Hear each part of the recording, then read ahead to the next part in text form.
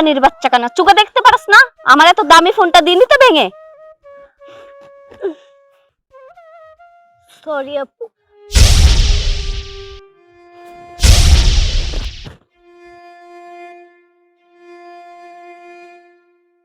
দিলি তো আমার ফোনটা ভেঙে।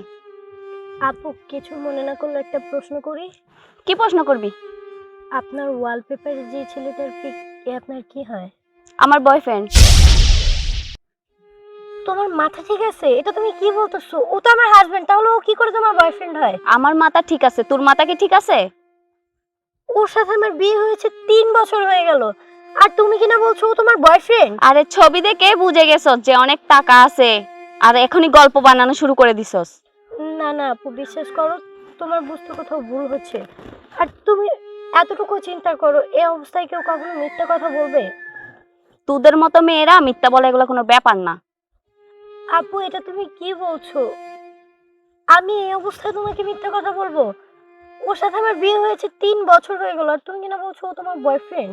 3 বছর? আর 1.5 বছর ধরে ওর সাথে আমার রিলেশন চলতেছে। 1.5 বছর ধরে ও আমাকে টাইম দিতেছে। তুই যদি ওর বউ হয়ে থাকস, তোকে টাইম দেয় কখন?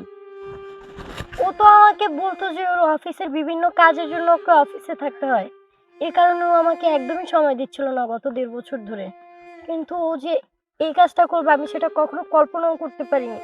কিন্তু তুমি মানো আর না মানো, আমার স্বামী আর তোমার বয়ফ্রেন্ড একজনই, আর ও তোমাকে আর আমাকে দুজনকেই ঠকাচ্ছে। তোর কথা আমি বিশ্বাস করব কিভাবে? প্রমাণ দিতে পারবি? আমি তোমাকে আমাদের বিয়ের ফটো দেখাবো। ফটো তো আজকাল এডিট করা যায়, এটা কোনো ব্যাপার না। আচ্ছা তাহলে তুমি একটা কাজ করো, তুমি ওকে ফোন দাও, ফোন দিয়ে বলো ওই পাশে এসে দেখা করতে, তারপরে সব প্রমাণ হয়ে যাবে। যদিও আমি প্রমাণ করতে না পারি, তাহলে তুমি আমাকে যা শাস্তি দিবে আমি তা মাথা পেতে নিব। ঠিক আছে, তোর কথা মেনে আমি ওকে ফোন করতেছি। আচ্ছা ঠিক আছে, আমি ওর ফোন দিয়ে আনতেছি। হ্যালো। হ্যালো। হ্যাঁ, কই তুমি? এই তো আছি একটু দূরে। 5 মিনিটের মধ্যে আমরা সবসময় যেখানে দেখা করি ওখানে চলে আসো।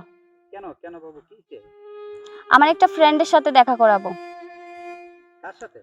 আমার একটা ফ্রেন্ড অনেক ক্লোজ, তুমি একটু আসো 5 মিনিটের মধ্যে। আচ্ছা আচ্ছা, এই আজকে না দেখা করলে হয় না? না হয় না, আজকেই দেখা করতে হবে। আচ্ছা আসো।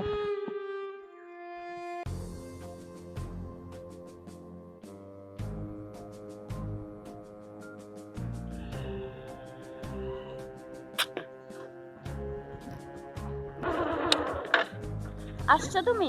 জি আসি। কোথায় তোমার ফ্রেন্ড? আছে, আমি ডাকতেছি, তুমি একটু ওয়েট করো। কই গো কথা, কই তুমি?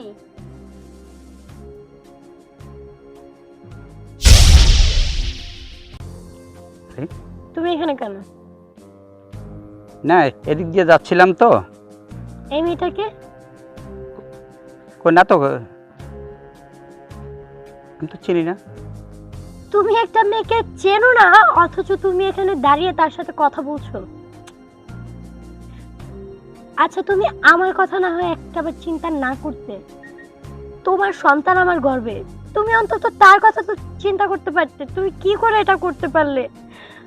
তুমি জানো আর কয়েকদিন পরে আমার ডেলিভারি, আর তুমি এই সময় এমন একটা কাজ করবে আমি সেটা কোনোদিন কল্পনাও করতে পারিনি। আর আমি- দেখো বাবু, সত্যি কথা, আমি সত্যি কথা বলছি, আমি ওকে চিনি না। থামো, আমার যা বোঝার আমার তা বোঝা হয়ে গেছে। আমি আর তোমার সাথে থাকতে চাই না। আমি চলে যাচ্ছি আমার বাবার বাড়িতে, আর তোমাকে আমি ডিভোর্স লেটারটা অতি তাড়াতাড়ি পাঠিয়ে দেবো। না না না, এই কাজটা করো না। আমার এই কাজ- সন্তানের দায়িত্ব আমি নিতে পারবো, আর যাওয়ার আগে তোমাকে আমার কিছু দেওয়ার আছে। কি দিবা বাবু?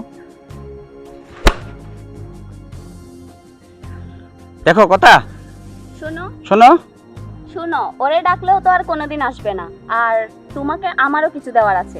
তুমি আবার কি দিবা? আমার এই কুলো গেল, সেই কুলো গেল, তাহলে কি সারা জীবন আমি একাই থাকবো? এ কি করলাম? আমি কি জীবনে ভুল কাজ করলাম নাকি?